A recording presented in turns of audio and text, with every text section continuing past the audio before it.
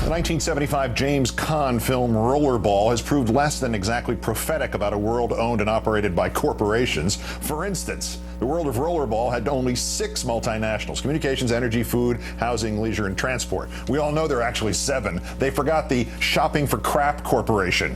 Our third story in the countdown: one of the subsidiaries of Shopping for Crap, Target, is the first to have dived into the cesspool created by the Supreme Court ruling. That's right, 8 corporations. Communications, energy, food, housing, leisure, transport, Shopping for Crap, and the Judges for Sale Corporation.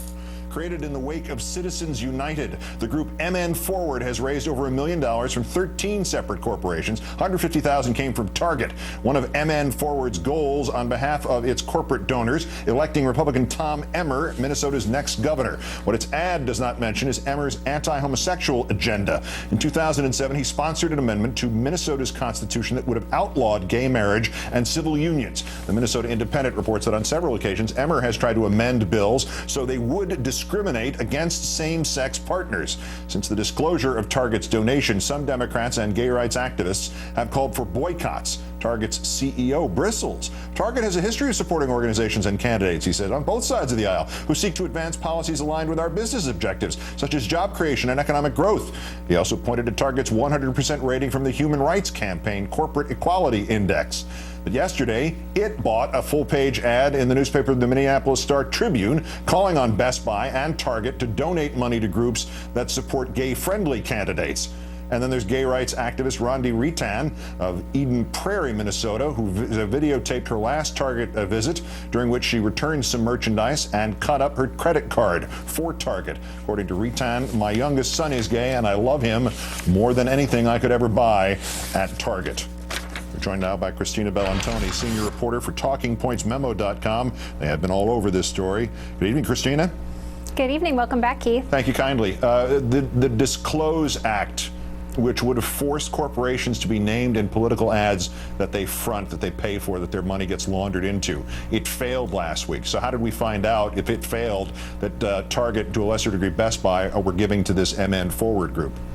Well, in part because Minnesota has pretty strict disclosure laws. They're the sort of transparency that Democrats are seeking to put in place with a Disclose Act that the Republicans filibustered last week. The Target CEO came back and called his support of the LGBT community unwavering.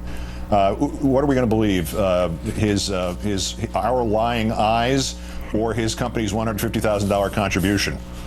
Well, the Target line on this is that they support pro-business candidates. And this organization, Minnesota Forward, it got $100,000 in cash from Target, $50,000 in in-kind services, other things besides cash. It's not even the biggest contribution to this organization, which is going to promote candidates that will give businesses tax cuts and that will be pro-business. So that's sort of the line they're saying, is that they're getting dragged down into a social issue because the candidate that they're backing with this very friendly ad that, as you mentioned, doesn't mention any social issues, is anti-gay marriage.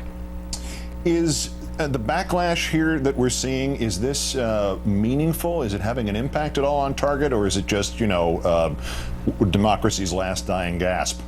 This is a really interesting story. I spent the day with a lot of sources on the ground in Minnesota, and they told me, both sides, Republicans and Democrats, that you've seen a lot of businesses pretty spooked because the progressives and the Democrats in Minnesota are using this as an example of sort of Citizens United gone wrong. They're trying to paint it as a corporation trying to buy the election. And so this is a Target, an organization that has very strong national brand name.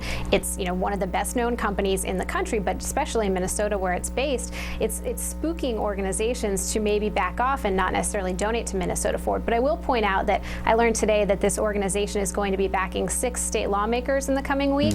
3 of them will be Democrats.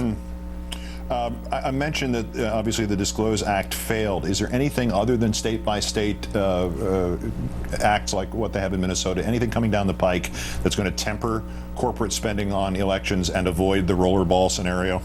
Well, this bill is still alive in Congress. Essentially, Republicans prevented it from moving forward in the Senate. It already passed the House, so there are actually watchdog organizations that are pressuring Senate Majority Leader Harry Reid to bring this up for a vote again and again and again until it happens. But it is an election year, and as we all know, these things don't necessarily pass in an election year.